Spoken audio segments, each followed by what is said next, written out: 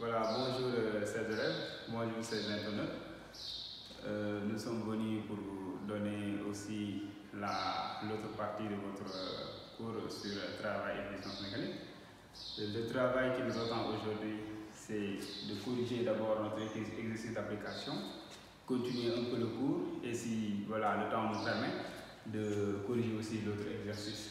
Donc, abonnez sur notre chaîne SEM Science. Sachez que c'est un travail qu'on fait gratuitement, l'abonnement est gratuit et vraiment venez nombreux et partagez aussi la chaîne avec vos amis pour qu'ils puissent bénéficier de nos cours. Voilà, nous parlons de la notion de travail et de puissance mécanique. Nous avons un exercice à corriger, un exercice qu'on a un peu modifié, qui est un exercice de FM. Sur un mobile en déplacement sur une route horizontale, le mobile est en déplacement sur une route horizontale, veut dire que tout simplement la trajectoire, c'est le chemin suivi par le mobile, est rectiligne. C'est-à-dire rectiligne fait allusion à une droite, mais n'est pas oblique, mais horizontale, comme ça. S'exercent les forces suivantes sur un mobile. Un mobile, ce n'est pas une voiture seulement, mais tout corps qui a les prérogatives, c'est-à-dire qui a les possibilités de se déplacer, est dit mobile. Ok. Quelles sont les forces qui s'exercent sur le mobile? D'abord, son poids P, d'intensité P égale 2800 Newton. La réaction de la route, parce que dès que le mobile se met sur la route aussi, pour que le mobile ne se creuse pas, réagit avec une autre force qu'on appelle la réaction. On va voir. La force motrice F, c'est la force qui favorise le déplacement du mobile. C'est bon. Et ensuite, les forces de frottement qui sont assimilables à une unique force d'intensité F égale 1400 Newton. Les forces de frottement, ce sont les forces qui s'opposent tout simplement à au déplacement du mobile. Voilà, c'est le sens contraire du déplacement. Maintenant, la question posée, la première question, représenter vectoriellement les forces appliquées au mobile assimilées à un point matériel. Assimilées à un point matériel. Pourquoi cette expression-là? C'est pour tout simplement inciter les élèves de ne pas dessiner le mobile. Quelqu'un entend le mobile, il pense que c'est une voiture, il dessine. Et on n'est pas dans une éducation artistique. Donc, en physique, on préfère mieux que les schémas, les représentations. Donc, pour décrire le mobile, il ne faut pas dessiner, il faut juste mettre un point matériel. Ce point-là représente notre mobile. C'est la raison pour laquelle l'existence de cette expression. Maintenant, l'échelle choisie, c'est 1 mètre pour 1 centimètre, je veux dire, pour 2800 newtons. Bon, malheureusement, on n'a pas les outils géométriques aujourd'hui, peut-être prochainement on va l'amener. Donc, la première question, c'était représentation des forces. Représentation des forces. D'abord, pour représenter les forces, il faut respecter l'échelle. L'échelle nous dit que chaque centimètre sur le plan, c'est-à-dire que sur notre copie, doit représenter 2800 newtons. 2800 newtons. Ici, ce sont les forces qui sont au niveau de cette colonne. Au niveau de cette colonne, c'est seulement la distance qu'on doit, qui doit figurer sur notre copie. Bien sûr, c'est possible. Qu'est-ce qu'on va faire avec le poids? Le poids a pour intensité 2800 newtons. On place les 2800 newtons ici. Les forces, voilà, voyez, ici, comme il y a des forces sur cette colonne-là, on doit mettre ici des forces. Et on se pose la question, quelle sera sa correspondance en centimètres? Qu'est-ce qu'il faut faire? On met P pour dire la représentation du poids en centimètres. C'est toujours le produit, les deux nombres là, qui se croisent là, le produit de ces deux nombres-là sur l'autre nombre. Donc c'est égal à 1 cm multiplié par 2800, comme ça, divisé par 2800. Vous voyez un nombre, voilà, 2800 et 2800 simplifie et ça reste 1. Autrement dit, 1 fois 2800 donne 2800 sur 2800, un nombre sur lui-même égal à 1. Donc on trouve 1. Donc prenez votre règle, vous mesurez 1 cm et le poids prend toujours, quel que soit alpha, la direction verticale. Toujours le poids est représenté comme ça, mais mesurez cette distance-là est égale à tout simplement 1 cm. Vous mettez 1 cm et vous représentez vectoriellement le poids, vous mettez fait. Ensuite, après le poids, il y a la réaction de la route. Et vous avez bien tout simplement vu que au niveau de l'énoncé, on ne nous a pas donné la valeur de la réaction. Peut-être que vous vous êtes posé la question, est-ce qu'on n'a pas sauté la valeur de la réaction? Non. Vous prenez la valeur tout simplement du poids parce que s'il y a réaction, c'est parce qu'il y a le poids de la voiture. Et la réaction de la rue est tout simplement, il s'oppose au poids et de même intensité pour que le corps soit tout simplement en équilibre sans se creuser tout simplement à l'intérieur.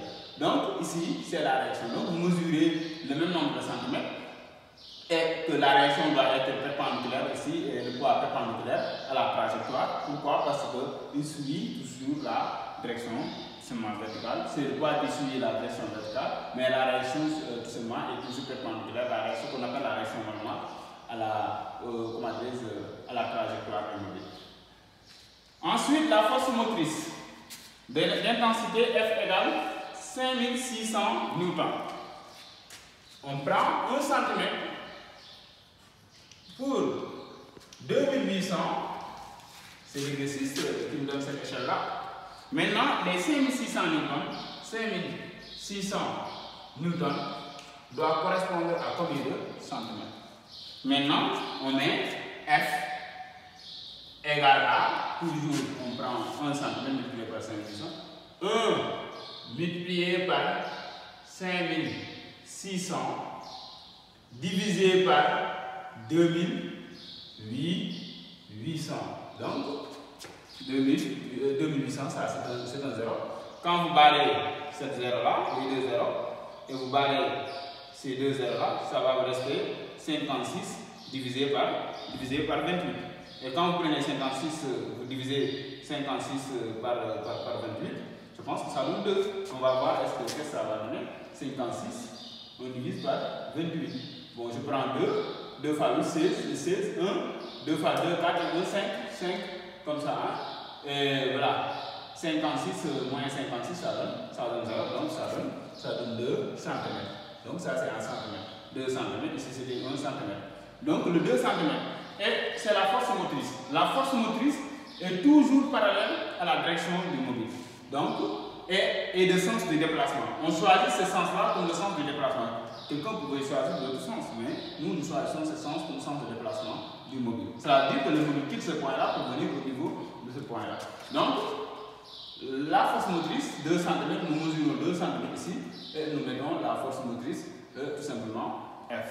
Vous voyez? Donc, qu'est-ce qui va nous rester? Les forces de frottement. Nous allons représenter les forces de frottement.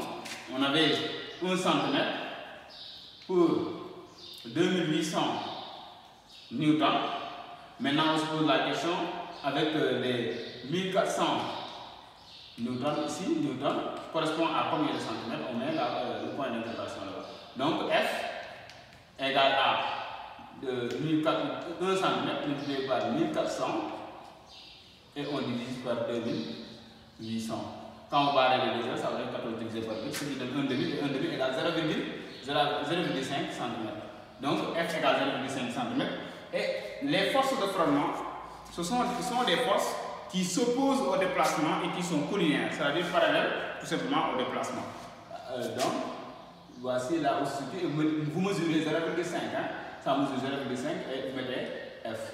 Et voici la représentation des 4 forces qui sont simplement appliquées à notre système. Le système, c'est tout simplement l'ensemble de solides sur lesquels, tout simplement,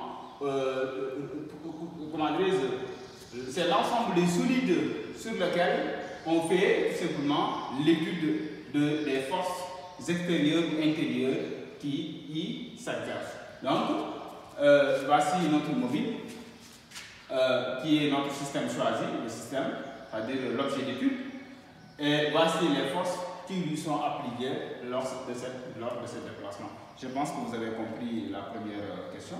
Donc, sans plus tarder, on n'a pas assez de temps, on va attaquer la deuxième question. Représenter vectoriellement les forces appliquées au mobile, assimilées à un point matériel, c'était la première. Deuxième, calculer le travail de chaque force et donner la nature du travail.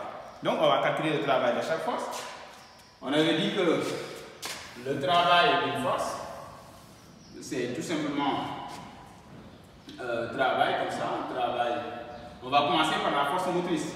D'abord par le poids. Travail de P, ici, égale à 0. Pourquoi? Parce que la force P est perpendiculaire au déplacement du mobile. Car P perpendiculaire au déplacement. Je vais écrire déplacement. Voilà. Maintenant, le travail de la réaction, travail de R, égale à tout simplement 0, parce que aussi, car R est perpendiculaire au déplacement. Vous voyez? Et maintenant, qu'est-ce qui reste? Le travail de F, travail de F, égale à F multiplié par L, la longueur. Maintenant, est-ce qu'on connaît la longueur? La distance tout simplement entre le point,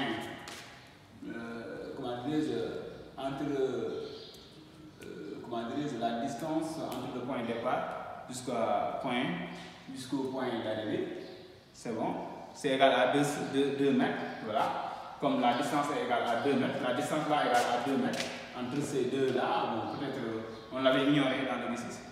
2 cm, hein? On avait ignoré dans l'exercice. Donc, comme cette distance-là est égale à 2 cm, donc, suivez bien.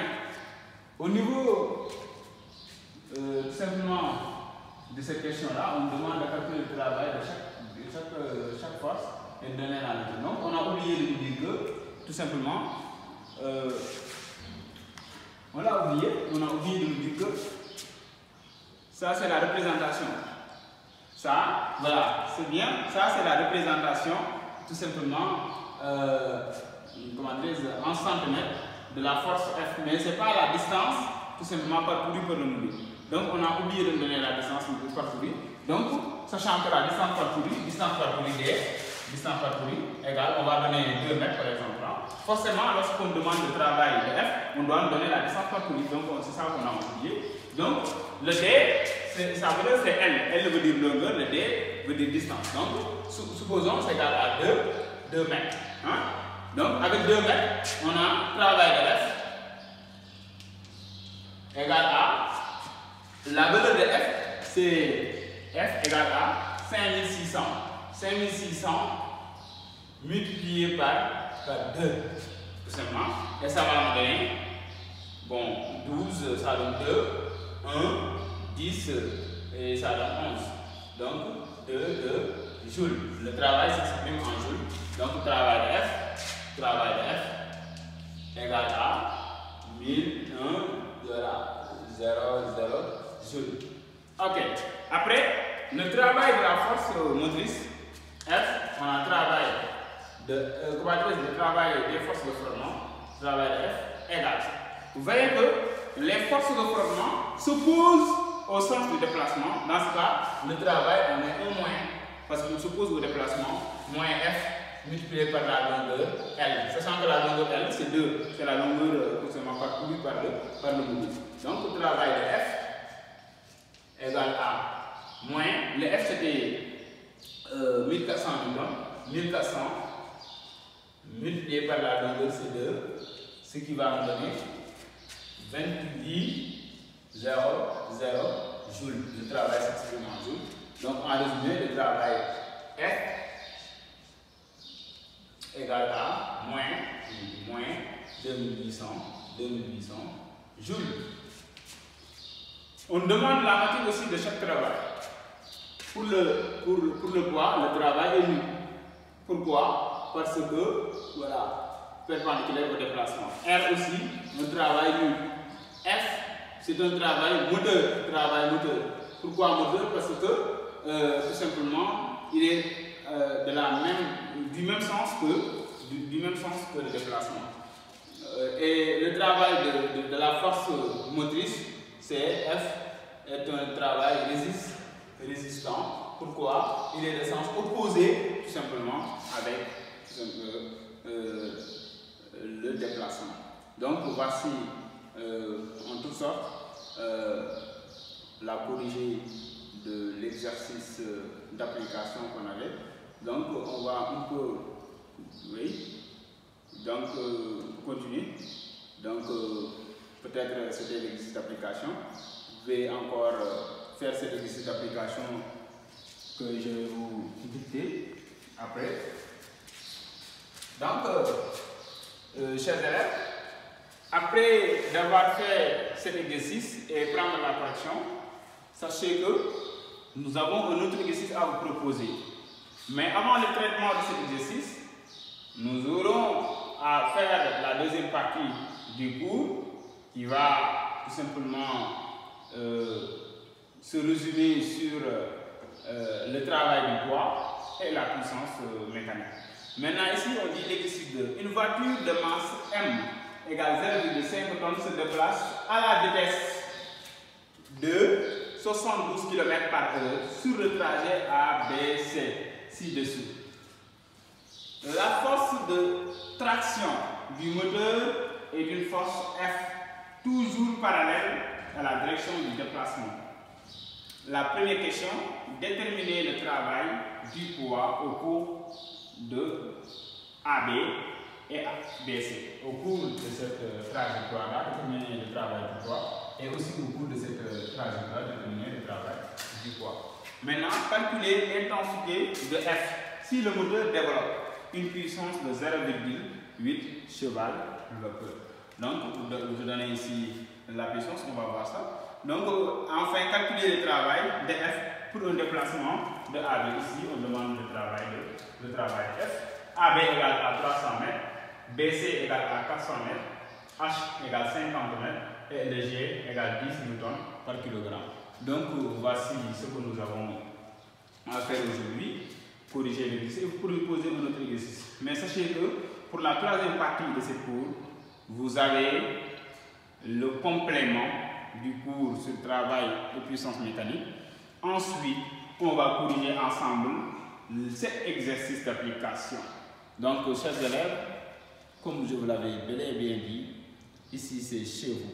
SEM Sciences, c'est une chaîne dédiée à tous les élèves qui sont amoureux des études et qui veulent réussir au niveau des études. Faites ça, la science n'est pas difficile, mais c'est très difficile. N'est pas difficile dans le cas où vous vous consacrez tout votre temps à faire des exercices. C'est difficile lorsque vous vous mettez sur votre coin disant que je dédaigne les matières scientifiques. Donc ça devient beaucoup plus difficile.